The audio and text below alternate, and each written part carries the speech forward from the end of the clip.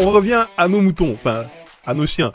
Il est trop musclé. Non, il faut venir voir les chiens en vrai. C'est intéressant de pouvoir venir dans des événements sportifs pour voir comment est-ce que le chien il opère, comment est-ce que le chien il travaille, comment est-ce qu'il est physiquement, comment est-ce qu'il est mentalement. Les chiens, ils ont plusieurs essais pour performer dans leurs activités. Le fait de voir les chiens qui en veulent, les chiens qui n'en veulent pas tellement, les chiens qui ont le mental, les chiens qui en ont moins, les chiens qui expérimentent, les chiots qui commencent. Le fait de venir dans un événement sportif, ça va vous permettre de voir tout ça et de faire grandir votre expérience de la vie dans le monde du chien. Je les pèse régulièrement, je vérifie leur nutrition, leur morale, je les masse, je les étire, je les échauffe, je fais un maximum pour les mettre dans les meilleures conditions. Mais après, le jour J, peut-être que tu gagnes, peut-être que tu perds. Quand les Français viennent dans les événements ADBA, je suis super content. Je leur fais des câlins à tous. Donc venez. La gestion du stress pendant les compétitions. Moi, je fais le gars qui vous donne des leçons, mais sachez une chose, c'est que moi, je stresse pendant les compétitions. Parce que les gens qui seront là en mode « Ouais, il fait le malin, mais lui... » Non, ok, je stresse. Comme ça, c'est dit. Sentiment de colère. Alors, pour le sentiment de la colère, c'est assez particulier. Les gaufres gratuites. Non, tu n'auras pas de gaufres gratuites. C'est un exemple. Oh, challenge, parce qu'en fait, tout ce que vous faites comme sport, quand vous dépensez votre chien, c'est chose qui est déjà une très bonne chose. Vous dépensez votre chien à la maison, dans votre jardin, dans vos bois, dans vos prés, etc. Je veux même pas imaginer ce que je pourrais faire dans ce cas-là. Donc, je préfère à la limite, je préfère même ne pas savoir. Mais je ne me suis pas rendu compte de ce que je traversais. Mais quand j'ai vu ces vidéos, je me suis retrouvé. Je me suis dit, mais tiens, c'est bizarre parce que c'est par là que je suis passé.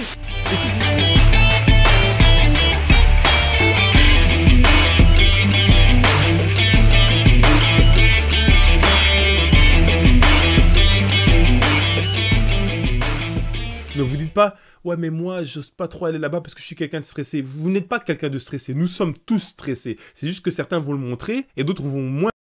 On va passer à la gestion. Les compétitions de sport. La gestion du stress. Ouf, les gars, vous avez des choses à entendre. Je vous dis pas que je vais révolutionner le monde, attention. Je vous dis juste que vous avez des choses à entendre. C'était juste un freeze de l'image.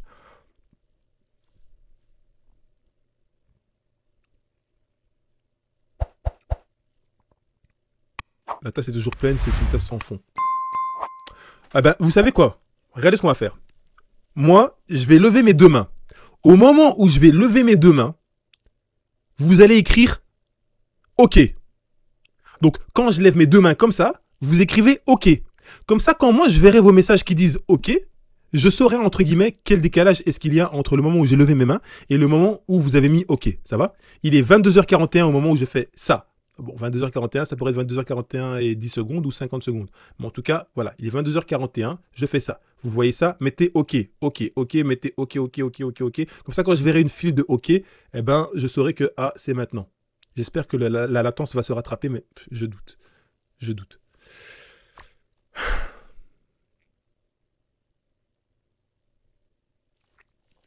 Bon, les gars, les compétitions de sport canin, la gestion du stress. Alors...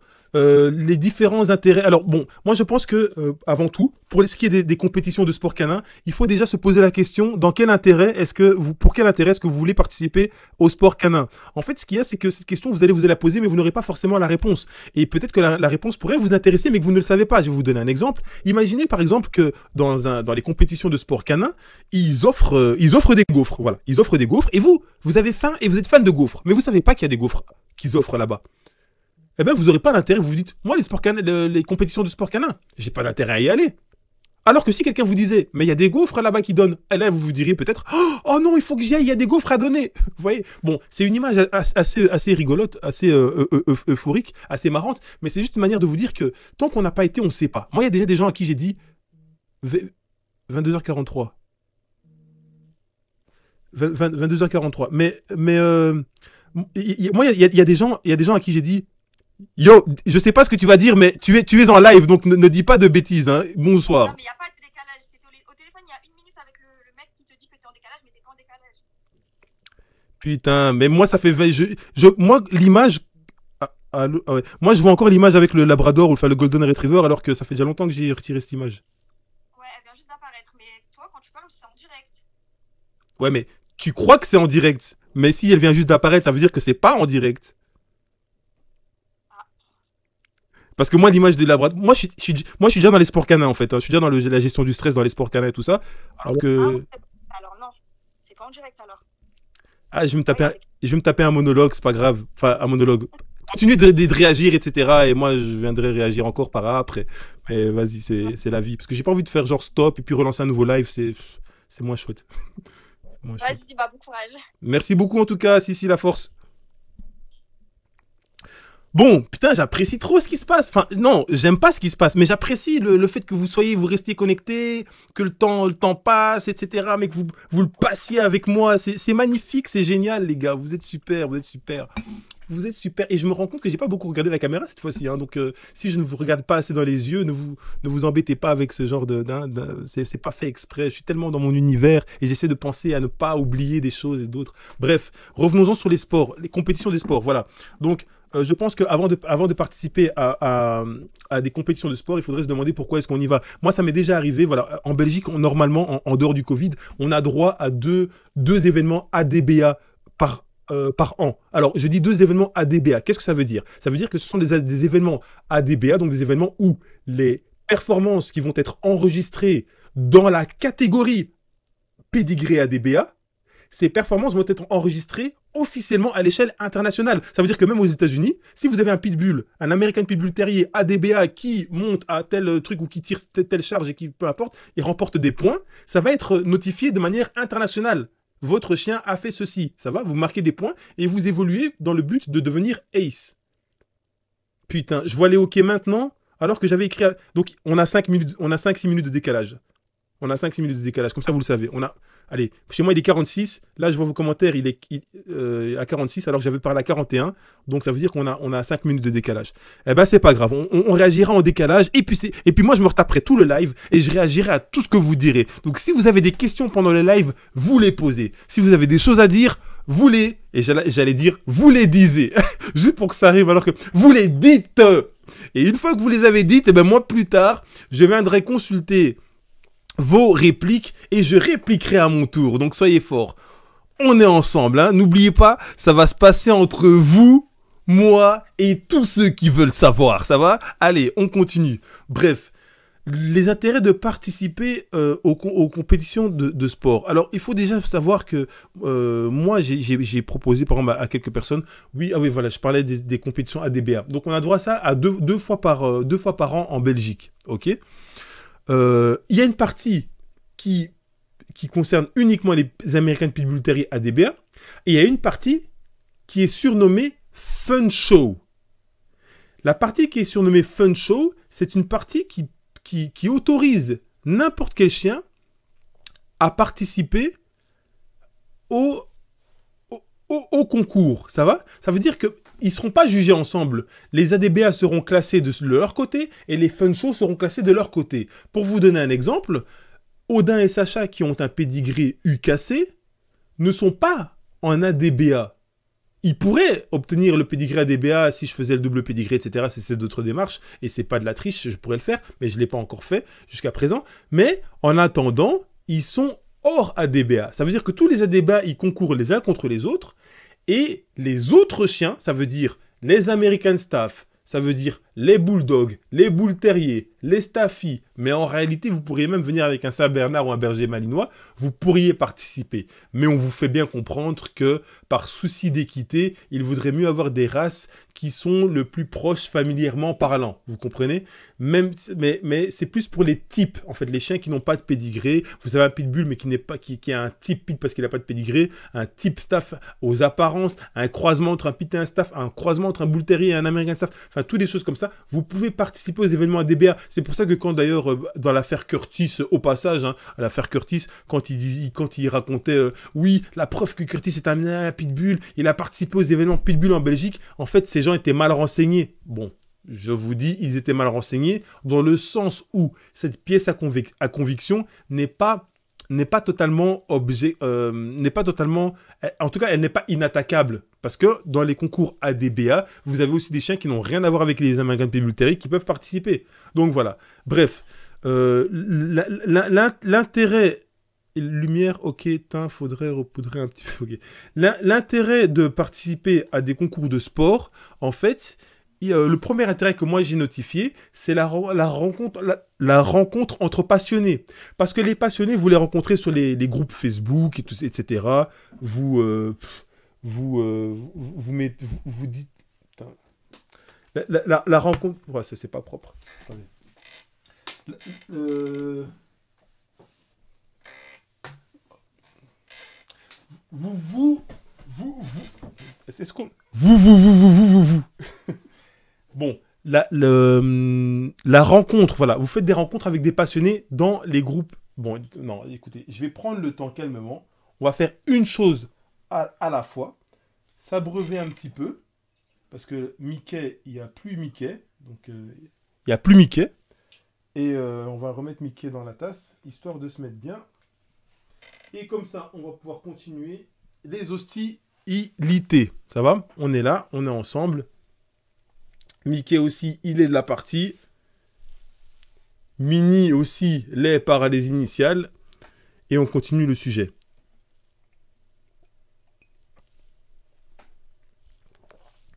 J'aime bien la qualité de l'image, mine de rien. Bref. Les passionnés, vous les rencontrez. Les passionnés, vous les rencontrez sur Facebook, soi-disant, les passionnés. Vous les rencontrez sur Facebook. Mais le fait d'aller sur place, dans un événement de ADBA, par exemple, ça va vous permettre de pouvoir rencontrer des gens dans la vraie vie. À force de publier des photos et des vidéos sur Facebook et de discuter, débattre et de vous embêter avec les gens sur Facebook, vous oubliez la réalité de la vie. Vous enviez des chiens que vous voyez en photo, éventuellement en vidéo, donc par image animée, mais vous perdez le sens de la réalité en fait. Vous désirez avoir des chiens qui sont pas en réalité qui sont pas en réalité comme ce que vous imaginez. La manière dont vous interprétez les images, elle est souvent faussée. Le fait de partir dans un événement un événement canin, ça va vous permettre de voir les chiens en vrai et de voir les maîtres en vrai. Alors pas pour estimer leur beauté ou leur jolibilité comme on dirait chez nous, mais ça va vous permettre de pouvoir voir voir les choses en vrai, en relief, dans la réalité, voir à quoi ça ressemble vraiment et pas juste l'instant d'une capture, d'une photo, d'un muscle tracé qui va vous dire ouais moi je veux, alors qu'en vérité le chien pèse 18 kilos, il est tout dessiné, mais vous dans votre tête serez waouh putain il doit sûrement faire 38 kilos, il est trop musclé. Non, il faut venir voir les chiens en vrai. C'est intéressant de pouvoir venir dans des événements sportifs pour voir comment est-ce que le chien il opère, comment est-ce que le chien il travaille, comment est-ce qu'il est physiquement, comment est-ce qu'il est mentalement. Les chiens, ils ont plusieurs essais pour performer dans leurs activités. Le fait de voir les chiens qui en veulent, les chiens qui n'en veulent pas tellement, les chiens qui ont le mental, les chiens qui en ont moins, les chiens qui expérimentent, les chiots qui commencent. Le fait de venir dans un événement sportif, ça va vous permettre de voir tout ça et de faire grandir votre expérience de la vie dans le monde du chien. Si vous vous limitez à Internet, vous avez rien... Enfin, j'ai pas envie de dire vous avez rien compris parce que c'est trop complètement, c'est pas complet, voilà, c'est pas complet, on va dire que c'est pas complet, ça va? Donc n'hésitez pas à venir dans les événements sans en avoir peur. Donc premier intérêt que j'ai noté, oui, Ludovic, quand il va tout lire dans 8 minutes, il va plus comprendre. Ouais, c'est la vie, c'est comme ça, on s'adapte. Les marabouts veulent nous mettre des bâtons dans les roues, on est là. La voix de radio que t'as fait, t'es fort. Et tous ceux qui veulent savoir. Si je comprends bien qu'ils ont une compétition à des biens, on aura des gaufres gratuites. Non, tu n'auras pas de gaufres gratuites. T'as un exemple. Oh, on revient à nos moutons, enfin, à nos chiens. Deuxième intérêt à vous présenter dans un événement, une compétition, au lieu de rester dans vos villas, dans vos appartements et dans vos quartiers. Le challenge. Alors, il y a des gens qui me mettent OK maintenant. Je ne sais pas si eux, ils ont 15 minutes de retard sur le fait que j'avais levé les mains, mais bon, peu importe. Le challenge.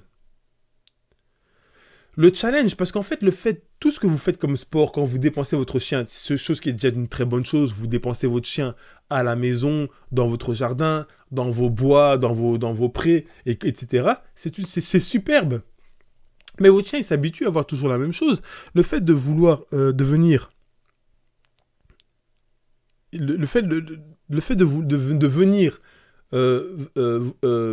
performer aux côtés des autres chiens de la même race ou de races légèrement différentes, c'est très intéressant parce que ça vous permet justement de pouvoir vous mesurer aux autres. Alors, qu'est-ce que ça va vous apporter dans votre vie?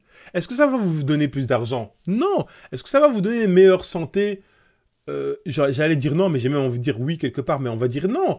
Est-ce que ça va nourrir vos enfants? Non, non, rien de tout ça. Mais ça va contribuer à votre expérience dans le monde du chien.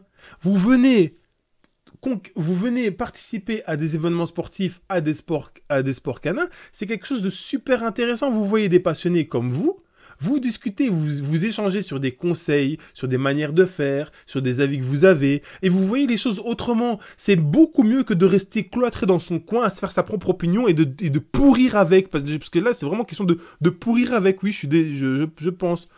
Et voilà. Donc, ouvrez-vous au monde réel et pas simplement au monde virtuel. Les groupes, c'est pas mal, mais quand vous avez des événements qui sont pas trop loin de chez vous, c'est vrai que c'est rare qu'il y ait un événement au coin de votre rue, mais si vous sentez que voilà, s'il y a 90 km, il y a 120 km, vous pourriez les faire, faites-les. Présentez-vous, et vous, pour le peuple français, si vous avez la possibilité de venir en Belgique, venez en Belgique. Parce que si vous venez en Belgique quand on a les événements ADBA qui ont eu lieu 2 fois par an, hors Covid, vous allez avoir la possibilité de voir les pitbulls. À quoi ressemble un pitbull, un vrai? Parce que nous avons les concours sportifs, mais nous avons également les concours de confirmation, ADBA, et vous allez voir tous ces pitbulls qui correspondent aux standards fortement aux standards du pit tel qu'on le souhaite jusqu'à présent. Donc vous verrez des chiens qui n'ont rien à voir avec les chiens que vous croisez dans vos cités. Vous verrez des chiens qui n'ont rien à voir avec les chiens que vous croisez dans vos quartiers. Ça va être différent. Je vous dis pas ils sont meilleurs, c'est pas ça que je vous dis. Je vous dis juste qu'ils sont proches, ils sont beaucoup plus proches de la réalité auquel inspire être un American Pitbull Terrier que celle des gens qui vous font peser des chiens 50 kg, 45 kg, 40 kg en vous disant « Ouais, regarde-le, ça c'est une sale bête, ouais, sale bête, ouais, sale bête. » Et à force d'idéaliser un chien qui n'est en fait pas un pitbull, mais une espèce XXXXL, comme vous allez les appeler, etc., ça n'a rien...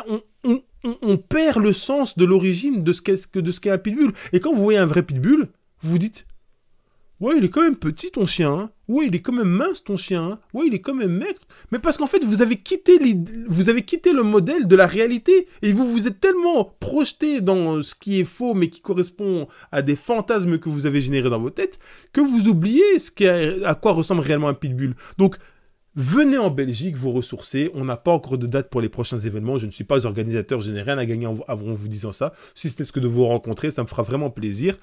Quand les Français viennent dans les événements ADBA, je suis super content. Je leur fais des câlins à tous. Donc venez. What the fuck?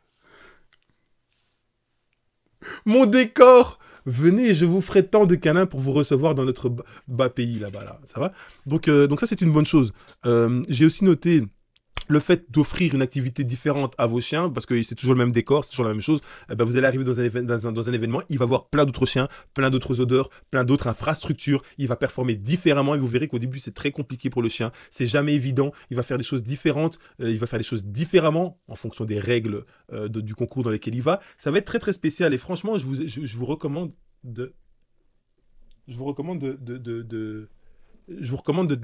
tester ça, quoi. Franchement, ça vaut la peine. Ouais, bon, je ne vais pas faire grand-chose. Ça vaut la peine. Et alors, pour conclure, les intérêts à venir dans une compétition sportive, je vous dirais, ça va renforcer vos liens avec votre chien, parce que vous savez très bien, ou peut-être que vous ne savez pas, mais je vous l'apprends à ce moment-là, le fait de faire des choses avec votre chien, une balade, de vivre même, je sais pas, vous avez peut-être vécu une agression avec votre chien, vous avez peut-être sauvé quelqu'un avec votre chien, vous avez peut-être fait quelque chose, vous avez peut-être cru qu'il allait lui arriver un malheur. Chaque fois que vous vivez un truc avec votre chien, ça vous rapproche de votre chien, vous vivez quelque chose de plus et ça renforce vos liens. Eh ben, le fait de venir dans des événements sportifs ou voir des événements de show de beauté, j'en sais rien, ou les deux en même temps, ça va renforcer vos liens avec votre chien. Ça va être très intéressant et moi, je vous encourage à venir. N'ayez pas peur. Ne vous imaginez pas que les compétitions de sport, c'est juste pour les chiens professionnels ou les chiens dont les photos sont super tracées, super explicites. Ne vous dites pas qu'il faut que votre chien ressemble à ça pour pouvoir venir en compétition, parce que pas du tout. Quand on va en compétition, il y a toujours plein de chiens qui débutent. Il y a toujours plein de chiens qui sont pas tracés comme dans les photos. Même les chiens qui sont tracés dans les photos sont moins tracés dans la réalité. Donc vous allez voir les choses avec un autre aspect. Et c'est pour ça que je vous invite vraiment à venir dans les événements de sport. Alors je ne fais pas la promotion pour un événement ou un autre, hein, ni un événement français, ni un belge. Enfin ouais, j'ai un peu parlé. Voilà. Mais les ADBA, les événements ADBA n'ont pas lieu qu'en Belgique, ils ont lieu dans d'autres pays du monde. Mais le plus proche de chez vous, ce sera la Belgique. Mais après, il y a des événements au Portugal, il y a des événements en Italie, en Espagne, en France, en Belgique, dans les pays de l'Est aussi. Je dis pays de l'Est, n'ayez pas peur, il y a beaucoup de choses intéressantes qui s'y passent, en dehors Covid évidemment. Et si, pour peu que vous ayez le courage de faire quelques kilomètres, vous verrez que vous allez vivre des expériences hyper enrichissantes. Donc voilà. Alors, entre un training... Alors, je prends un commentaire à la volée, hein, qui date certainement d'il y a 8 minutes. Entre un training et une compétition, il y a un décalage de par l'adrénaline dégagée par tout le monde, l'humain et le chien. Eh ben, c'est super Babas que tu dis ça, parce que ça va nous faire embrayer sur le stress, la gestion du stress dans les compétitions, l'origine du stress, la peur de... Enfin, voilà. Donc, moi, personnellement, je voudrais vous faire savoir une chose. Le stress... Mais à quelle heure? Heure France ou de Belgique? Les gars, vous êtes encore en train de blaguer sur ce que j'ai dit il y a X minutes. Bah écoutez, moi je découvre vos commentaires avec 8 minutes de différence. On va dealer avec ça. Moi je vais continuer mon live. Vous allez continuer de commenter. N'hésitez surtout pas. Moi je revisionnerai le live par après. Je commenterai vos commentaires. Donc on sera toujours ensemble en direct ou en différé. On sera ensemble. Et si vous regardez cette vidéo en direct, en différé, n'hésitez pas à commenter non plus parce que je réagirai constamment. Ça va? Alors on continue. Ça va, ça va, ça va. Ouais, mais vous, la Belgique, ça va? Ouais, parce que nous, en France, on comprend ça va, mais on dit pas ça va à tout moment. Ça va, c'est comme, ok, on est bon, ok, on y va. 90 km. Steven, arrête de rigoler, c'est 90. Ok, 90 km.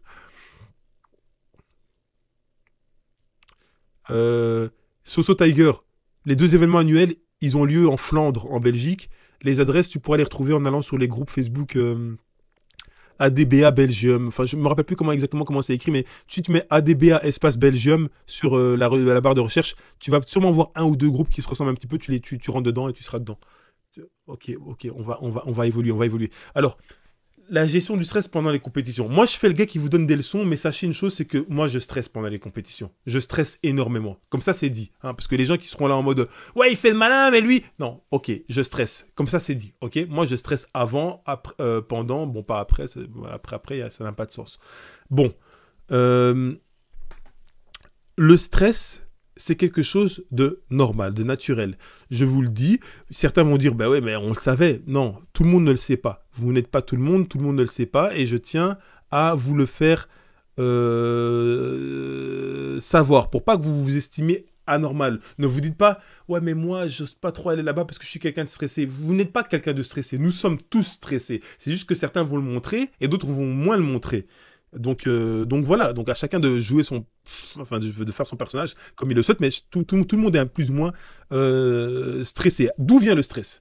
Le stress, il vient avant tout et pour tout de la peur d'être mal jugé. Vous avez peur d'échouer, vous avez peur de faire une prestation de merde, entre guillemets, vous avez peur de tomber, que votre chien ne fasse rien, vous avez peur du regard des gens, de la pensée des gens, parce qu'au final, c'est ça qui se passe. Hein. Vous venez, vous faites quelque chose et vous avez peur que vous avez des peurs qui sont liées à ce que pourraient penser les autres, au fait que vous allez vous faire l'affiche. Si jamais il y a plein de chiens qui performent, qui montent, qui sautent, qui font ceci, vous arrivez, vous faites de la merde, façon de parler, vous avez peur de ce que les autres vont penser, de ce que les autres vont dire. Et c'est ça qui craint et qui est triste. Mais je vous invite à reconsidérer cet état de stress et à la transformer en excitation. On n'a pas fini, on y arrive.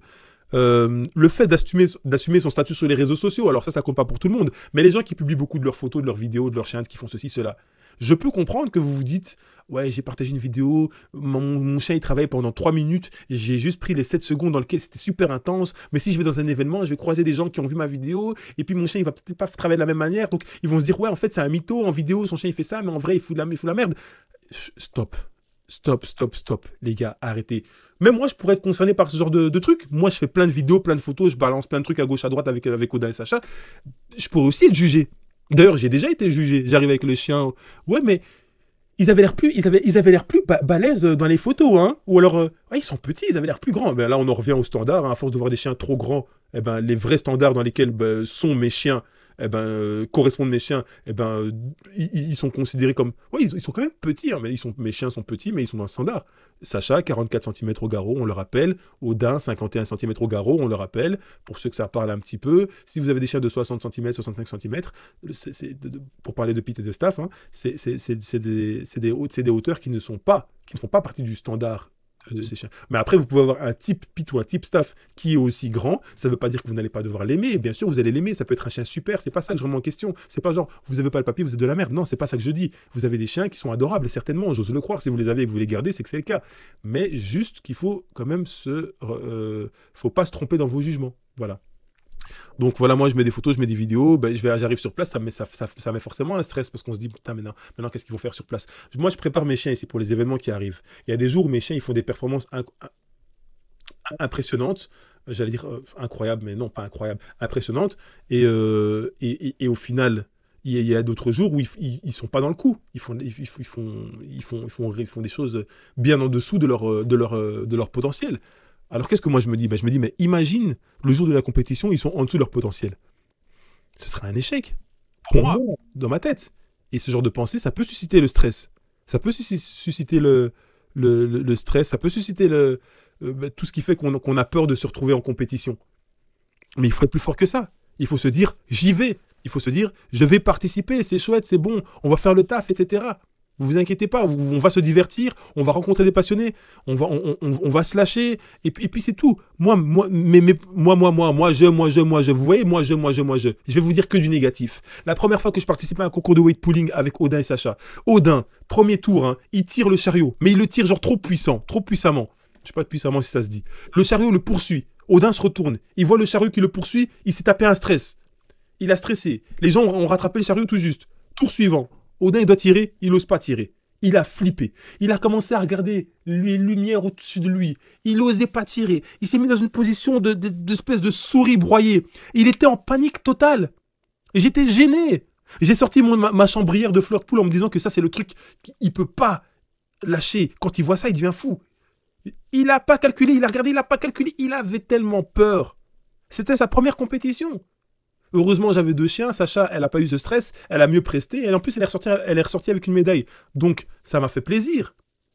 Mais j'aurais pu aussi juste n'avoir que Odin et être, entre guillemets, déçu. Mais non, il n'y a pas à être déçu. C'est des expériences de la vie. Parce que ça, on est au mois de mai. Mais en attendant le mois d'août, comme je vous ai dit qu'il y a 2 événements par an chez nous en Belgique, en attendant le mois d'août, j'ai dit, à partir de maintenant, je vais le conditionner, mais complètement conditionné psychologiquement, je ne parle pas du physique, hein. Conditionné psychologiquement. Je l'ai fait tirer tout et n'importe quoi. Des chaînes, des chariots du Deleuze, là, Carrefour ou Montclair ou je sais pas, vos magasins, peu importe. Vous voyez les charrettes avec lesquelles on fait les courses. Je l'ai fait tirer des charrettes comme ça. Je lui ai même fait tirer les charrettes posées sur le côté, genre sans les roues, pour qu'il tire et qu'il entende des bruits différents, des frottements différents, qu'il se dise que ça fait pas peur, que c'est rien, etc. Je l'ai fait tirer plein de trucs complètement différents pour le désensibiliser. Le désensibiliser au bruit, à la matière, à la manière dont cet objet avance derrière lui. Il se retournait, hein, il regardait parfois derrière lui, etc. Mais voilà, on arrive au deuxième concours de weight pool, il a tiré, mais il a regardé quand même un peu derrière lui. Et au tour suivant, il a moins regardé derrière lui. Et au tour suivant, il a encore moins regardé derrière lui. Et il a évolué au fur et à mesure jusqu'à aller se placer un peu convenablement. Bon, il n'est pas sorti sur le podium, mais il avait fait une quatrième place. Et peu importe la place qu'il a fait, j'ai trouvé cette prestation très très intéressante parce qu'il était sorti de son stress. Et Sacha, elle a encore mieux performé, elle est sortie avec une coupe. Donc c'est normal. En high jump, soit en hauteur, parce que dans le même week-end, vous avez des tas de disciplines. Le high jump, on est parti le faire à la maison, les chiens ils partent, ils se suspendent, etc. Ils font des clowneries, etc. Il n'y a pas de problème. Mais quand on est arrivé là-bas, c'était de nouveau, de l'adrénaline. Les chiens, ils arrivent là, ils comprennent pas trop ce qui se passe, il y a des gens, il y a du monde, ils savent pas trop comment... Enfin, vous voyez que le stress qu'ils ont, il n'est pas le même que le nôtre. Le chien, il se dit pas, ouais, imagine, je tombe, les gens, ils vont rigoler. Les gens, ils se disent pas ça. Les gens, ils ne se disent pas ça. Mais par contre, les chiens, ils ne se disent pas ça. Mais par contre, le chien se retrouve dans un état, dans un environnement auquel il n'est pas accoutumé, auquel il n'est pas habitué. Donc, ça génère en lui un stress parce qu'il y a plein d'odeurs différentes, c'est un public différent, c'est un monde différent, des objets différents, des agrès, des infrastructures différentes. Donc, tout est différent pour lui, pour le chien. Et donc, tout peut faire que le chien il agisse différemment qu'à l'entraînement. Mais il faut prester, il faut commencer par quelque part, comme l'a dit, je pense, je sais plus, Coco. J'ai peur, oui, de plusieurs trucs que tu viens de dire. Bah ouais, Fred, bah voilà, donc le live, il est intéressant pour toi, pour entendre tout ça. Personnellement, je ferai sans doute jamais aucun concours sportif, nous dit El Asgar. Cependant, mes APBT UKC seront conditionnés et cela me suffit. Pour moi, un PIT, c'est pas fait pour les sports des concours. C'est une aptitude, une facilité qu'ils ont à faire certains sports, mais initialement, ils ne sont pas faits pour ça. Mais quand tu dis... El Asgar, quand tu dis ça, les concours là, ça veut dire quoi ça? J'ai abordé tous les points qui font que c'est intéressant de partir dans un événement, notamment les rencontres avec les passionnés. Le fait d'observer des spécimens, alors je dis des spécimens, je me permets de dire des spécimens différents, autres que les tiens. On ne peut pas juger les chiens juste par rapport aux chiens que l'on a entre les mains. C'est bien de voir aussi les chiens des autres, de voir des formats différents, de voir des mentalités différentes. C'est très intéressant. Et quand on est passionné par un domaine, c'est bien de voir d'autres choses que rester égocentrique et de juste observer ce qu'on est et ce qu'on a. C'est pas comme ça que le monde il devrait fonctionner selon moi. Voilà. C'est pas comme ça que le monde devrait fonctionner selon moi. Voilà, c'est ça que je veux dire. Donc voilà. Salut Ayoub. Je trouve ça génial, l'échange entre passionnés, les voir évoluer. Bah oui, mais c'est la vie. On est tous soumis au même stress et aux mêmes règles. Donc c'est comme ça. Alors, pour le stress des compétitions, voilà, moi je parlais le wall climb, donc le fait de grimper au mur. Ma femelle, elle y va, mais elle grimpe pas haut. Donc, elle y va, elle grimpe pas haut, mais je suis content parce qu'elle y va. Mon mâle, il grimpe plus haut, mais quand il arrive devant le mur, il commence à sentir des odeurs qui se trouvent au pied du mur. De nouveau, c'est mes premières expériences dans le sport canin. Je vous le raconte. Je pourrais fermer ma gueule et me cacher et le cacher. Me cacher et le cacher, mais je vous le dis en direct. Les gens, vous regardez ce que je dis, et quand ça va se publier par après, les gens regarderont aussi ce que j'ai dit.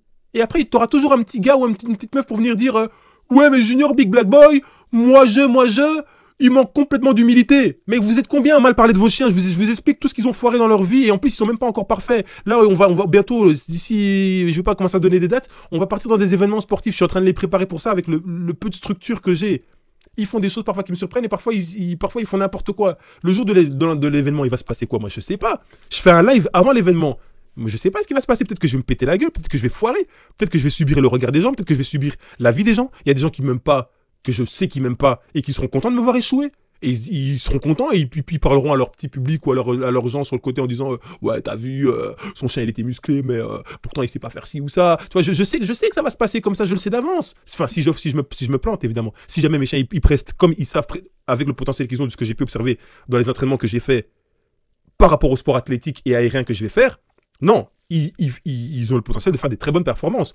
S'ils font en événement ce qu'ils ont fait là à l'entraînement, ben non seulement ils peuvent être très bien classés, mais en plus ça fera taire des théories selon lesquelles ils sont pas faits pour ça. Mais on n'y est pas encore, là je parle déjà beaucoup trop, donc il faut déjà que je réussisse. Si après je vais me planter la gueule, je pourrais juste fermer ma gueule, donc voilà, peu importe. Au final c'est du jeu, c'est du jeu. C'est ça qu'il faut garder à l'esprit, c'est du jeu. Le challenge est un défi, une compétition, mais positive, c'est du sport, fair play. Hein. On est cool, relax. Si votre ennemi il gagne, enfin votre concurrent il gagne, eh ben tant mieux pour lui. Mais vous avez le droit d'espérer qu'il fasse une erreur et d'espérer de faire mieux que lui pendant la compétition. Mais au final, quand il gagne, il gagne. Vous pouvez le féliciter. Il n'y a pas de problème pour ça. C'est ça qu'on appelle le fair play. Il faut la jouer jusqu'au bout. C'est du sport. Hein. Voilà. Donc moi, je voulais juste vous dire que le stress que vous ressentez quand vous partez dans une compétition, c'est un stress qui est légitime. Tout le monde l'a, même les gens qui ont le plus d'expérience, ils l'ont. Mais juste qu'ils ne vont pas tous le montrer de la même manière et les gens vont se la masquer. Certains vont beaucoup vous montrer et d'autres ne vont pas vous le montrer. Mais c'est un stress qui est légitime. Il faut transformer ce stress en excitation. Si vous réussissez à transformer ce stress en excitation, vous allez pouvoir même réussir à faire des meilleures performances lors des concours que ce que vous faites à l'entraînement. Bon, pour un athlète humain comme un sprinter ou un truc comme ça, ben, vous allez pouvoir, si vous réussissez à transformer votre stress en excitation, ça va générer presque des pouvoirs et des forces, des énergies en vous, hors du commun, hors de votre commun, qui vont vous faire des performances que vous n'aviez peut-être même pas fait à l'entraînement. Dans le cas du chien, ça va être un peu différent. Mais ce que je peux vous dire, c'est que pour faire en sorte que votre chien soit le moins stressé possible, les conseils que je vais vous donner, c'est de 1. Parler à votre chien en événement comme vous lui parlez à l'entraînement.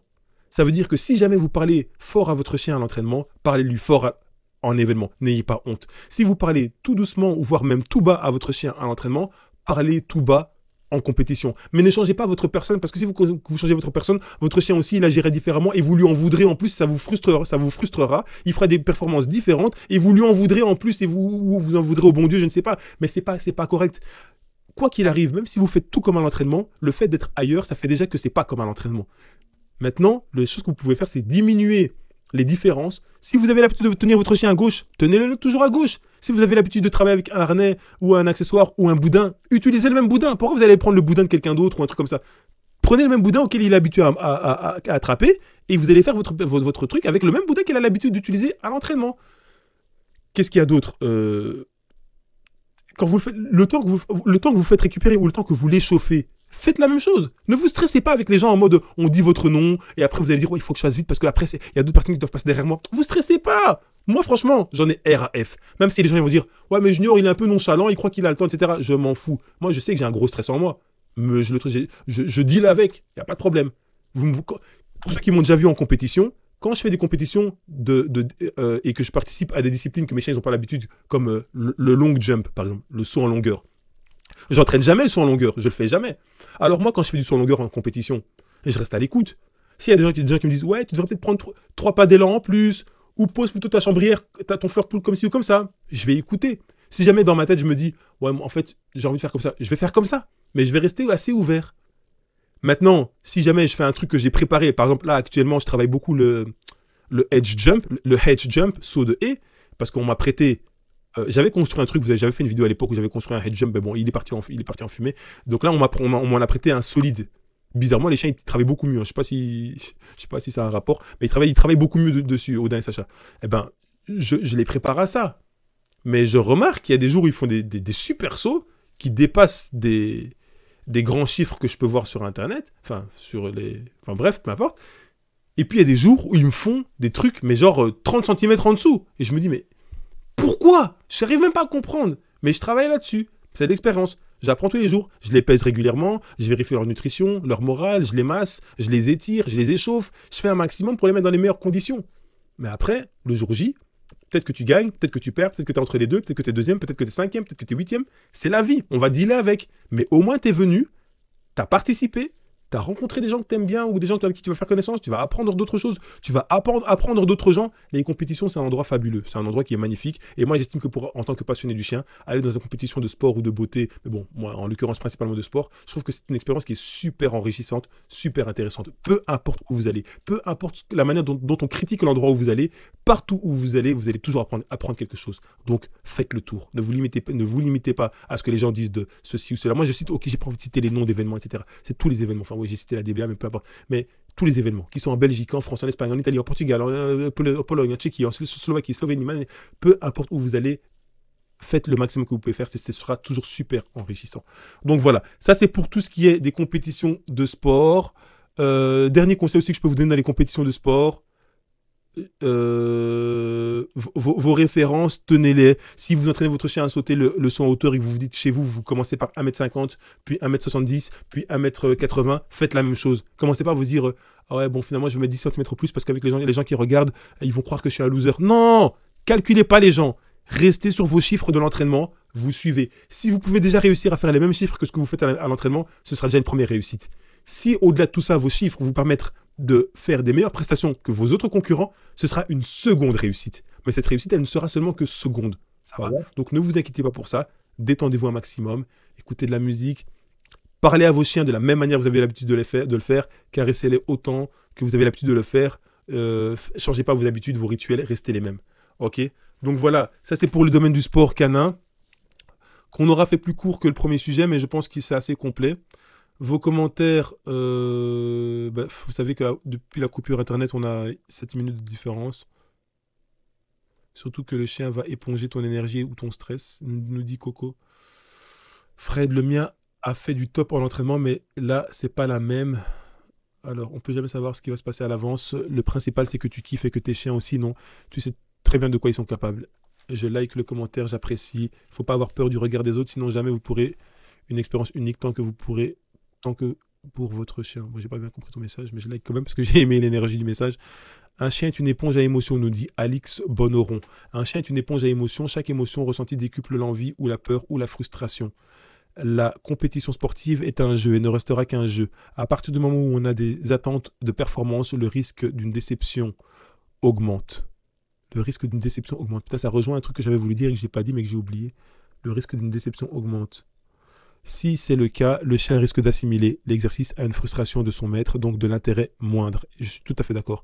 Plus le but sera de faire kiffer son clébard, plus il y aura de chances d'avoir des surprises énormes. Excellent.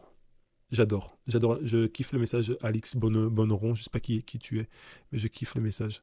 C'est chaud de faire des compétitions. Non, Dada, c'est pas chaud. Il faut venir. Fred, j'ai peur. Il faut pas avoir peur. Mais là, c'est dans beaucoup de temps. Je stresse grave. Son stress comportement. Non, faut pas avoir peur. L'homme s'adapte à son environnement, idem pour les animaux. Alors, Happy Baby, c'est DBA, c'est qu'un standard avec ses limites. Bah écoutez, voilà. Donc, en gros, c'est ça. Maintenant, écoutez, on va clôturer avec un sujet ici. La vérité, moi, avant minuit, il faut que le live il s'arrête parce que les vidéos de 3 heures, là, voilà. Moi, je pourrais parler pendant 10 heures, hein, mais bon, voilà. Donc là, on va clôturer avec le sujet du deuil. Le deuil, voilà, parce que comme vous le savez, on a tous des chiens qu'on aime, qu'on adore, on en a parlé dans le sujet numéro 1 quand je vous ai demandé que se passerait-il, comment est-ce que vous vous sentiriez si jamais vous perdiez votre chien dans une attaque, un accident quelconque, comment vous vous sentiriez, vous avez expliqué votre mécontentement, la haine, la tristesse dont vous feriez preuve dans ce genre de situation, et c'est pour ça que j'aimerais anticiper, non pas anticiper une attaque que vous pourriez subir, mais anticiper un triste événement qui est simplement naturel, puisque nous, tout être vivant, nous sommes amenés à perdre la vie tôt ou tard, et nos chiens sont amenés à perdre la vie naturellement bien plus tôt que nous. Bien plus tôt que nous. Nous, on a une longue vie. Enfin, une longue vie, c'est relatif parce que j'ai aussi pu observer que nous étions très très loin d'être les êtres vivants les plus à vivre le plus longtemps sur Terre. Donc, on est vraiment petit dans la catégorie des êtres vivants. Mais voilà, nous on considère notre vie comme assez longue et nos chiens ont une vie que l'on considère comme assez courte. On doit être prêt à en perdre et peut-être que vous en avez déjà perdu auparavant des chiens et que vous n'arrivez pas à faire le deuil. C'est pour ça que je vais vous expliquer quelque chose. Et je vais vous expliquer quelque chose qui va vous amener soit à comprendre les émotions que vous avez eues dans le passé ou soit à mieux appréhender les sentiments que vous allez avoir dans le futur au moment où nous allons malheureusement vivre ce passage, ce triste événement. Okay, donc on va parler du deuil. Et en introduction, j'aimerais vous dire ceci. Il y a deux types d'événements qui peuvent nous arriver dans la vie. Il y a des événements qui se réparent et il y a des événements qui sont inéluctables, les événements que vous ne pouvez pas changer. Ça veut dire que si jamais vous vous blessez, si jamais vous faites un accident de voiture, votre voiture, vous pouvez la réparer. Votre blessure, elle peut aussi se refermer, se restructurer. Vous pouvez, je ne sais pas moi, même rater un bus, vous en aurez un autre, vous pouvez arriver en retard. Enfin, il y a plein de choses qui peuvent se réparer, mais il y a des choses qui ne se réparent pas. Si on vous crève un œil, vous ne pouvez pas refaire renaître un autre œil. Si on vous coupe un bras, vous ne pouvez pas faire repousser un autre bras. Vous n'êtes pas Piccolo dans Dragon Ball Z. Ce n'est pas possible. Ce n'est pas dans nos capacités, dans nos compétences, dans nos skills, comme ils disent en anglais. Mais en tous les cas, c'est pour les événements inéluctables que va s'engager un processus de deuil. Ça va? Ça veut dire que ça va être un processus pendant lequel, à travers plusieurs étapes, vous allez devoir, entre guillemets, assimiler ce qui vient de vous arriver et vivre avec, au final. Ça va? Vous savez, le corps, il est très très intelligent et il fait des choses de manière totalement passive et inconsciente. Je vous parlais là tantôt de blessure. Quand vous vous blessez, vous savez que votre corps, directement, il voit une plaie, il la régénère. Il vous amène les globules qu'il faut, il vous crée sa croûte, tout ça pour que tout se referme, alors qu'en réalité, est-ce que c'est vous qui lui demandez de faire ça? C'est pas vous qui lui demandez de faire ça. Vous lui demandez de rien du tout, vous observez simplement. Parce que votre corps a une intelligence interne qui vous dépasse, qui ne vous regarde pas, et qui permet de régénérer, réarranger votre organisme physique. Ok? Maintenant, cette intelligence, elle n'est pas simplement physique, elle est également psychique. Et le processus de deuil, c'est un processus pendant lequel, à travers plusieurs étapes, comme dans la cicatrisation, plusieurs étapes, eh ben dans le processus psychique, à travers plusieurs étapes, vous allez pouvoir, entre guillemets, mieux vivre ce que vous avez vécu de triste et d'inéluctable. On n'oublie jamais rien, on vit avec, c'est ce qui est mis en lumière par, quelque part, les cicatrices que nous avons suite à des blessures, ou le fait qu'on perde un membre de notre famille ou un chien. Peu importe la manière dont on traverse l'après, au final, on n'oublie pas, il est parti, il ne reviendra jamais, mais on vit avec. Bien. Je vais évoluer dans mes notes ici, parce que j'aime bien avoir mon squelette à côté de moi pour ne pas oublier. Voilà. Vous savez, ce que je vais vous raconter, c'est le fruit de plusieurs observations, de plusieurs... Bon, j'ai consulté beaucoup de livres, enfin pas de livres, de textes. J'ai lu beaucoup de textes, j'ai regardé des vidéos de 1h30, 3h sur le sujet, et j'ai vu qu'en fait, des tas de scientifiques, de psychiatres, etc., s'étaient accordés dans l'ensemble. Ça veut dire qu'il y a plusieurs étapes qui composent le processus de deuil. Alors certains diront 5 étapes, d'autres 7 étapes, d'autres même 9 étapes. L'idée, c'est pas de qui a raison, qui a tort, ou en combien d'étapes ça se passe. L'idée, c'est d'avoir connaissance de ces différentes étapes qui vont vous permettre justement de mieux vous situer. Et pourquoi je dis mieux vous situer? C'est parce qu'en fait, moi, j'ai déjà vécu des deuils, mais même pour rester dans le monde du chien, même des deuils canins, mais je ne me suis pas rendu compte de ce que je traversais. Mais quand j'ai vu ces vidéos, je me suis retrouvé. Je me suis dit, mais tiens, c'est bizarre parce que c'est par là que je suis passé. Et s'il y a des inconnus qui sont multiples et qui décrivent des sensations, qui décrivent des passages par lesquels je suis passé mais sans me connaître, c'est que quelque part, on a beau s'estimer, ouais, moi je suis pas comme les autres, je suis pas comme tel, je suis pas comme tel, on reste néanmoins que des êtres humains qui répondent à des actions et des réactions de manière assez... Des actions et des réactions, le masculin l'emporte, donc une action, non, c'est que féminin, des actions et des réactions communes. Moi, je rentre du travail, je suis en fermeture, j'arrive chez moi, il est presque minuit, je suis dans la joie parce que j'ai fini le taf, parce que je suis bien, je me sens bien, je kiffe ma vie, et je me mets à chanter dans ma voiture. J'aime bien rester dans ma voiture avant de sortir de ma voiture et de rejoindre mon domicile, et je chante, et je rapins, je chante. Donc chanter, vraiment, c'est le chant de la vie, de la bonne humeur, je me sentais vraiment bien. Et quand je rentre chez moi, ce qui se passe, c'est que je vais vers ma chienne qui n'est plus là aujourd'hui, hein, pour ceux qui la connaissent du vite fait du passé, elle s'appelait Ziba, décédée à l'âge de 13 ans. Moi, j'arrive dans mon salon, je vais dans le coin là, je vois dans son coin, elle est là, elle est couchée. Elle est couchée et elle est dans ses excréments, dans son urine et dans ses selles. Je m'approche vers elle, je me dis, c'est pas dans ses habitudes de faire ça. Et je l'appelle, elle ne se lève pas. Elle ne vient même pas vers moi m'accueillir. Et je dis, Ziba, viens. Ziba, ça veut dire belle en iranien, en perse. En hommage à... Et elle se lève pas. Alors je la soulève de mes propres mains et je la fais avancer. Et là, elle avance, mais elle commence à osciller de gauche à droite et elle s'effondre par terre. Et moi, je vois cette scène et il y a des scènes comme ça que... Allez, quand votre chien prend de l'âge, vous pouvez vous imaginer que voilà, il va plus vivre 150 ans. Et moi, j'abordais déjà le sujet du décès. Je sentais que voilà, que c'était plus pour dans très longtemps. Pourtant, elle se portait superbement bien, une santé physique nickel. Elle n'avait pas de problème. Donc, mais je savais que on pouvait pas combattre la nature, qu'elle allait décéder 13, 14, 15, 16 ans, même parfois plus tôt, les chiens décèdent. Et je vois ma chienne qui oscille sur le côté dans le salon et qui tombe par terre. J'ai craqué totalement. Moi, je vous le dis, j'ai pas honte de le dire, hein. J'ai craqué totalement. Je me suis effondré. J'ai craqué, j'ai crié, j'ai chialé comme que vous voulez. Profitez-en, amusez-vous, hein, de mes réactions si jamais ça vous fait plaisir. En tout cas, on est des humains et personne ne serait épargné de ce genre de réaction dans des situations houleuses ou blessantes. Moi, ma chienne, quand elle s'est couchée, je me suis pas dit qu'est-ce qui se passe, il faut qu'elle revienne. Je me suis dit c'est simplement la fin. C'est simplement la fin, alors que le matin encore, je la promenais. Et j'étais loin dans ma tête, par terre. J'étais avec quelqu'un qui a téléphoné à un vétérinaire qui a débarqué en milieu de la nuit. On a essayé et en fait, ce qu'il y a, c'est que quand j'étais par terre, j'ai prié. Alors, je ne veux pas vous faire un cours de religion, mais en tout cas, je me suis mis à prier et à espérer, s'il te plaît, accorde-moi encore un petit peu de temps avec elle ici sur Terre. Je ne peux pas la perdre comme ça, c'est trop dur, c'est beaucoup trop dur.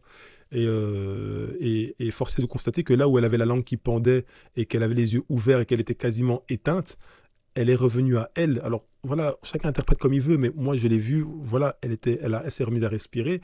Je me suis mis près d'elle, je l'ai caressée, je lui ai parlé. Elle ne savait pas se relever. Elle était couchée sur le flanc, mais elle ne savait pas se relever. Et je l'ai caressé, j'ai parlé, j'ai attendu le vétérinaire. Le vétérinaire, il est arrivé, il a essayé de faire des prises de sang, etc. C'était impossible. Sa température était à moins... Sa température était une sorte de 34 ou 35 ou 30...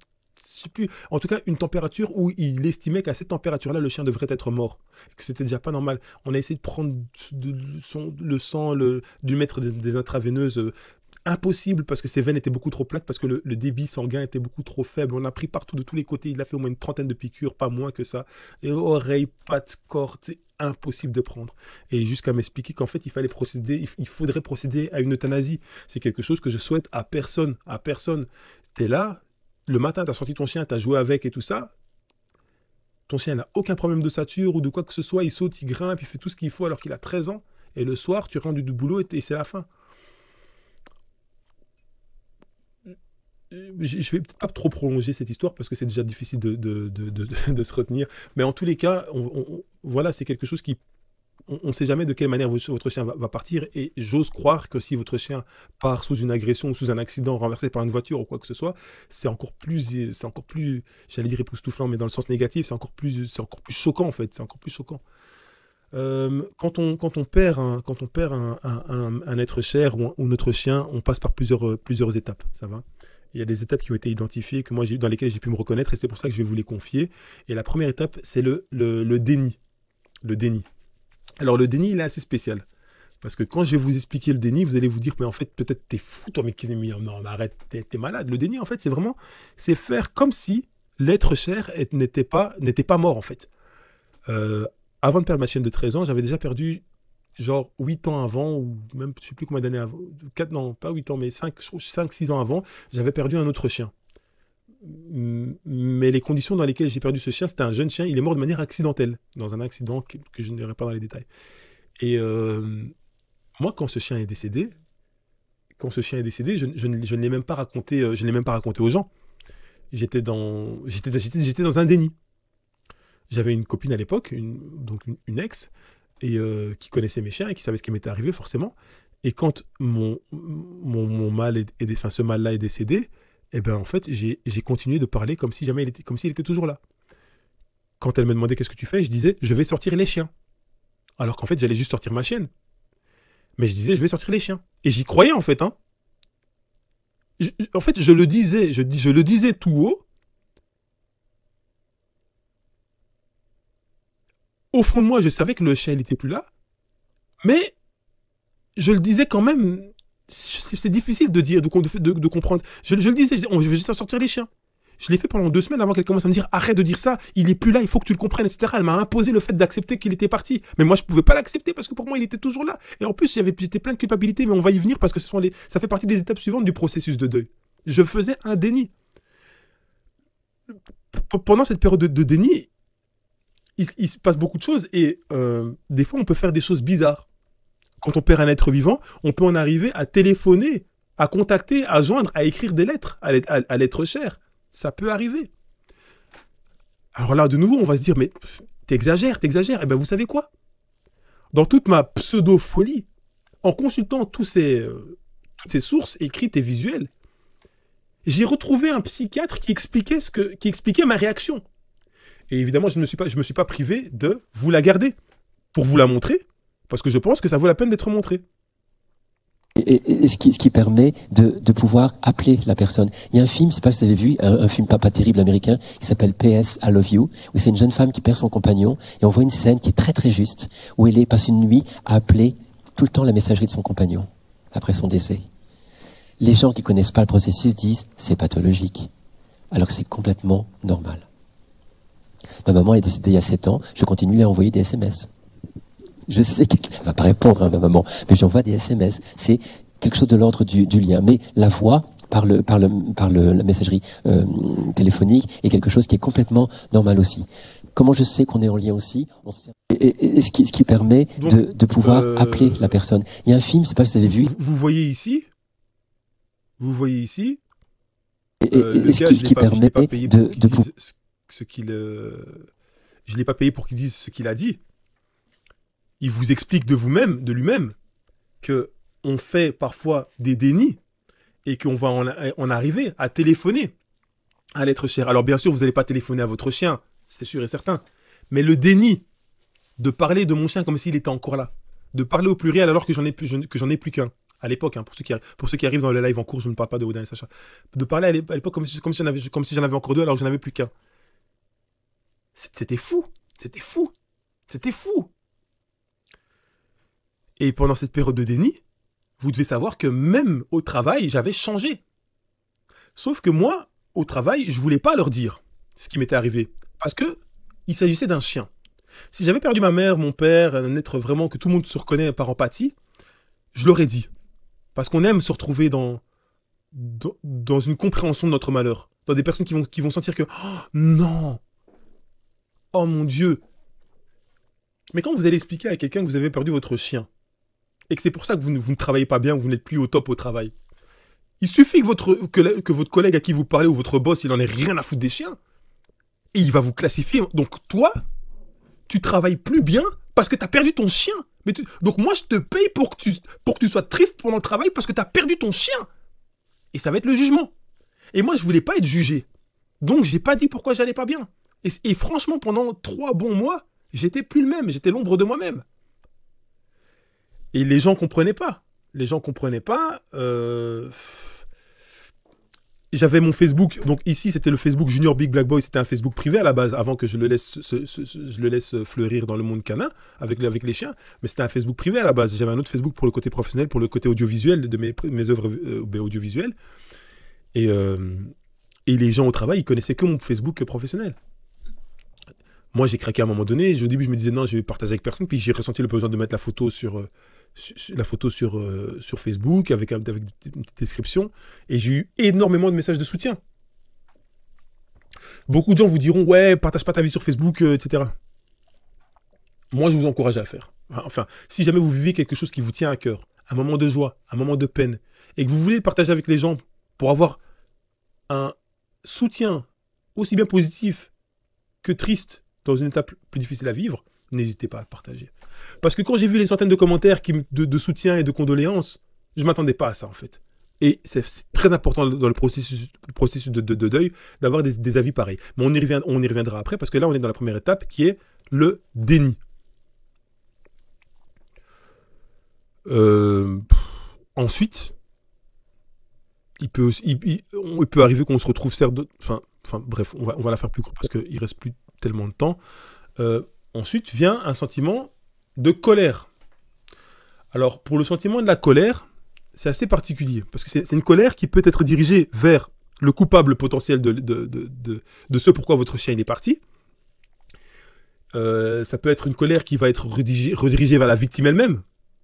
La victime elle-même, ça me fait penser à ici, j'avais un voisin, il avait un berger allemand qui s'appelait Lucie. Et un jour, moi, je suis en train de dormir, j'entends, mon chien était accroché au jardin, et moi, j'étais en train de dormir, et on était le matin. Et j'entends un bruit genre boum, mais c'était comme si quelqu'un avait tiré avec une arme. C'était un bruit, un bruit, comme un shotgun. Je sais pas, c'était comme une arme à feu, mais en même temps, c'était comme un accident de voiture. Enfin, moi, j'ai pensé à une arme à feu. Moi, dans le stress, je me suis dit, putain, non, mon chien s'est enfui du jardin, quelqu'un lui a tiré dessus. Donc, j'étais en short, je suis sorti de mon lit, je suis sorti dans ma rue. Et au loin, je vois un gros... Non, d'abord, je suis allé dans mon jardin. J'ai vu que mon chien était bien attaché. Je suis sorti ensuite de mon jardin et j'ai vu qu'il y avait un grand chien, enfin, il y avait un chien imposant qui était couché par terre. Et je vois un vieux qui arrive et qui dit « Mais Lucie, je t'avais dit de pas sortir !» Et moi, je sors, je cours vers la scène et je vois, il y a un berger allemand qui est là couché par terre. En fait, il s'était fait heurter par une voiture.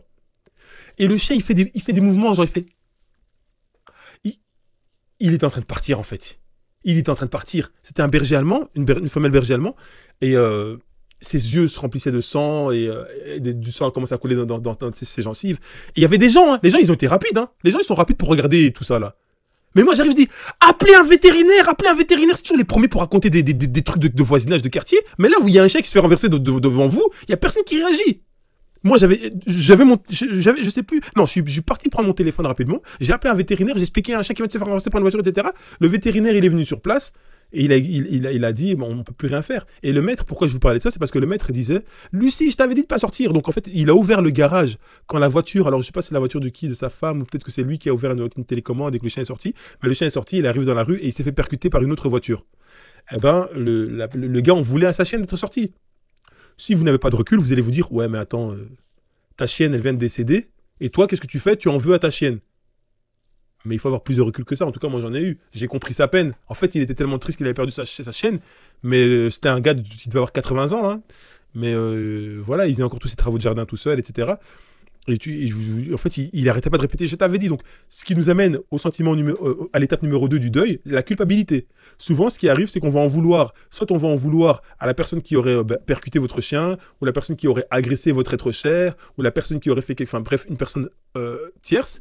Soit vous allez en vouloir à votre bébé, votre enfant, votre partenaire, votre chien, ou quoi, qui aurait fait quelque chose qui l'aurait mis en danger. Par exemple, vous allez, votre fille qui vous demande pour sortir en boîte, elle a 15 ans et vous ne voulez pas, et puis finalement vous dites, bon, vous voulez pas être en guerre avec votre fille, vous la laissez partir, elle part, elle se fait droguer, elle se fait tuer. Et là, vous allez être, mais putain, mais Stéphanie, je t'avais pourtant prévenu et t'es parti quand même. Vous allez vous en vouloir, ça va être très difficile à vivre. Mais voilà, ça va être une seconde étape, la culpabilité, après le déni, qui va peut-être, par laquelle vous allez peut-être passer. Et des fois, vous allez même peut-être en vouloir à des gens qui ont... pardon, la culpabilité, la colère, pardon. La colère, vous allez peut-être parfois rediriger la colère vers des gens qui n'ont rien à voir dans l'histoire. Et là, vous avez intérêt à être bien entouré. Parce que si vous vous énervez contre une personne qui n'a rien à voir dans l'histoire et que cette personne le prend mal, vous allez perdre des amis. D'ailleurs, je ne les appellerai même pas amis. Parce que si vous avez des vrais amis, ils comprendront votre colère et ils feront table basse, ils se feront discrets dans vos énervements. Parce qu'ils sauront par quoi vous êtes en train de passer. Ensuite, on évolue vers l'étape numéro 3. L'étape numéro 3, c'est la culpabilité. Enfin, ce serait, d'après les scientifiques, la culpabilité. Jusque-là, moi, j'ai vécu ça. Donc, c'est pour ça que je me permets de vous le communiquer. Comme ça, si vous vous retrouvez dans ce que vous avez eu dans le passé ou que vous êtes dans le futur, tant mieux. Si vous ne vous retrouvez pas, ben, tant pis, c'est pas grave. La culpabilité, et si. Il ne faut jamais rester longtemps dans cette étape parce que, en cas de perte de contrôle, on peut craquer. Tu vois, c'est le moment où tu commences à te dire, et si j'avais fait ci, et si je lui avais dit non pour pas qu'elle parte en soirée, et si j'avais tenu mon chien en laisse, il n'aurait pas traversé, et si j'avais mis dans la cage, mais oui, mais on disait que la cage était pas bien, mais si j'avais mis dans la cage, eh ben, il n'y aurait pas eu ceci ou cela, dans le chenil, et si, avec des si, on refait le monde, avec des si, on met Paris en bouteille, hein. Vous, Français, vous le savez très bien, avec des si, on coupe du bois. Comme ça, on a fait toutes les expressions autour des si, et on n'a pas parlé de Omar Sy. Bon, l'heure n'est pas autant de la blague, donc on restera peut-être un peu plus sérieux, on évitera ces plaisanteries, mais la troisième étape, qui est la culpabilité, ben, c'est les fameux et si, ça sert à rien. Comprenez que si vous passez par ces étapes-là, c'est logique. Ne vous sentez pas bizarre, différent ou dans l'erreur de penser cela. Dites-vous que c'est logique et normal, c'est étudié, c'est observé et c'est établi. Mais, tant autant, ne vous laissez juste pas aller dans des agissements qui pourraient vous porter défaut ou préjudice. N'allez pas agresser quelqu'un physiquement, n'allez pas faire du mal à autrui, n'allez pas vous droguer jusqu'à risquer de perdre la vie, n'allez pas boire et puis aller faire un truc bizarre qui pourrait aussi vous ôter la vie ou ôter la vie d'autres personnes. Essayez de garder le contrôle de vous-même parce que vous allez embrayer avec l'étape numéro 4 qui est la dépression. Alors, il existe plusieurs formes de dépression. Je ne vais pas faire le tour de tout ça parce que de toute façon, je ne suis pas assez qualifié pour en parler. Mais je suis suffisamment au courant pour savoir qu'il existe différents types de dépression. Et les dépressions, elles peuvent être plus petites ou plus importantes en fonction de la personne, en fonction de votre être. Elles peuvent durer plus ou moins longtemps. Ça va dépendre de beaucoup d'éléments, de nouveau qu'on n'ira pas dans les détails. Et voilà, il ne faut pas hésiter à en parler également. En parler autour de vous. Quand on vous invite dans des repas ou dans des activités, vous allez être en mode non, j'ai pas trop envie. Ne refusez pas trop. Parce que vous allez refuser une fois, deux fois, trois fois. Et à la quatrième fois, les gens ils vont se dire ouais, bon, on va pas l'inviter parce que de toute façon, il va quand même dire non. Alors que c'est une erreur. Le fait de continuer de participer à ces activités, de faire des choses, d'entretenir des rituels, de continuer à faire du sport, ça va vous permettre de rester un maximum en vie. Pendant que vous êtes occupé à vous affaiblir dans des dépressions parce que vous avez perdu votre animal de compagnie que vous aimez tant, votre système immunitaire s'affaiblit. En fait, c'est pas de la magie. C'est simplement parce que normalement, vous allez manger moins. Vous allez faire moins de choses au quotidien. Donc moins d'activités, moins d'exercices. Vous allez vous affaiblir, vous faire plus petit. Et de ce fait, le fait d'être moins vigoureux va faire que votre système immunitaire va diminuer. Vous allez être plus sensible aux maladies, etc. Il est étudié scientifiquement que les personnes qui perdent une personne chère qui rentre dans un processus de deuil et qui ont des problèmes cardiaques déjà connus ou des problèmes cancéreux déjà connus, eh bien souvent, ils se laissent aller dans leur maladie et périssent. Souvent. En combien de temps, c'est difficile à dire. Mais souvent, parce qu'on se laisse aller dans un flot de négativité. C'est pas bon, c'est pas bon. Il faut savoir que vous allez passer par là. Il faut savoir que vous allez être négatif, que vous allez être dans un bad mood, un mauvais état d'esprit. Il faut savoir l'accepter. Mais essayez de conserver vos rituels, de conserver votre train de vie pour éviter de sombrer dans le fait que c'est le cycle de la vie. si votre chien doit partir demain, que ce soit par accident ou parce qu'il est trop vieux, parce qu'il est trop âgé, c'est la vie. Vous ne pourrez rien y faire. Il faut savoir l'accepter, aussi dur cela soit-il. Et là, on est à la 4e étape, qui est l'étape de la dépression. Et une fois que vous aurez réussi à passer l'étape de la dépression, vous arriverez à l'étape finale, qui est l'étape de l'acceptation. Les étapes que je vous décris là sont des étapes qui ont été prouvées scientifiquement. Ça ne sait pas parce que c'est prouvé scientifiquement, ça veut dire que c'est les étapes qui fonctionnent, enfin que vous allez tous traverser une par une dans cet ordre-là. C'est pas ça que ça veut dire. Ça veut juste dire qu'on les a observés chez suffisamment de personnes pour que vous ne vous sentiez pas différente ou anormale de passer par là. Moi, j'ai lu tout ça et je me suis rendu compte que j'étais passé par là à 2 reprises, avec un mâle que j'ai perdu dans un accident et une femelle que j'ai perdue de vieillesse, on va dire ça. Même si je soupçonne des empoisonnements et compagnie, mais théorie du complot, ça suffit. Parce que si jamais je savais si jamais la personne que je soupçonne était vraiment la personne qui avait mis fin à ma femelle à 13 ans, Ziba, je veux même pas imaginer ce que je pourrais faire dans ce cas-là. Donc je préfère, à la limite, je préfère même ne pas savoir. Je préfère même ne pas savoir. Voilà, c'est mieux comme ça. L'acceptation, c'est le moment où on va de l'avant. C'est le moment où on accepte que son chien est parti. C'est le moment où on accepte qu'un être qui nous est proche, qui nous est cher est parti. C'est le moment où on avance et qu'on se dit, c'est la vie. J'ai souffert, j'ai pleuré, j'ai crié. Ça suffit. Maintenant, je vais de l'avant. Ça vous fera toujours un peu, ça va toujours vous piquer d'en parler. Ça va jamais vous mettre trop à l'aise. Mais c'est la vie. On va de l'avant, c'est comme ça. Et ça, c'est l'étape de l'acceptation. Alors, il faut vraiment avoir à l'état d'esprit que les étapes que j'ai décrites, c'est des étapes qui peuvent même être entremêlées, qui peuvent être mélangées. C'est des étapes qui peuvent, vous pouvez commencer à passer par la 3e, puis par la première, puis par la 2e, puis par la 4e. C'est possible aussi. Ne vous imaginez pas que c'est une bible de la manière dont l'être humain réagit quand il vit une forme d'accident pareil. C'est juste des indications qui peuvent vous orienter dans le fait que vous ne devez pas culpabiliser de ressentir ce type d'émotion. Ça va? Vous allez le vivre aussi différemment en fonction du lien que vous avez avec le chien ou avec la personne. Les gens qui ont un chien de garde qui reste dehors, qui ne calculent pas trop que c'est une boniche qui va le nourrir, ça leur fera peut-être beaucoup moins de mal qu'une personne qui, entre guillemets dans mon cas, avec ma chienne de 13 ans, j'ai fait ma vie avec elle. Je l'ai eu en étant en fin d'adolescence et je suis devenu adulte avec elle. J'ai vécu des trucs de fou avec elle. Elle a failli mourir, je l'ai sauvée. J'ai failli mourir, elle m'a sauvé. J'ai affronté des péripéties, des trucs de fou. J'ai payé pour la sauver, pour l'aider. Il s'est passé trop de choses. On a été liés. On a marché la nuit, on a marché le jour, on a traversé la ville. On est rentré à pied, on a fait des activités sportives nombreuses. À ce moment-là, il ne s'agissait même pas de penser conditionnement physique, tout ça. Je ne connaissais pas tout ça. Je faisais juste du sport, un maximum de sport avec ma chienne et ça lui faisait plaisir et je kiffais. On kiffait, on était là-dedans, et c'est tout. Et on a vécu trop de choses, mais voilà, c'est en fonction de la relation qu'on a avec notre être cher, on va être plus ou moins affecté. Et si il s'agit de votre parent, votre mère ou votre père, ça va être forcément pire. Donc, voilà, pour conclure, je dirais juste que, pour ce qui est du deuil, le jour où vous perdez votre animal de compagnie, soyez fort. Si vous observez des étapes par lesquelles on est passé dans ces explications, eh ben, sachez que c'est normal. Ne vous sentez pas seul. Parlez-en autour de vous. N'hésitez pas. Quand vous soignez une plaie, vous mettez de l'alcool dessus, ça pique.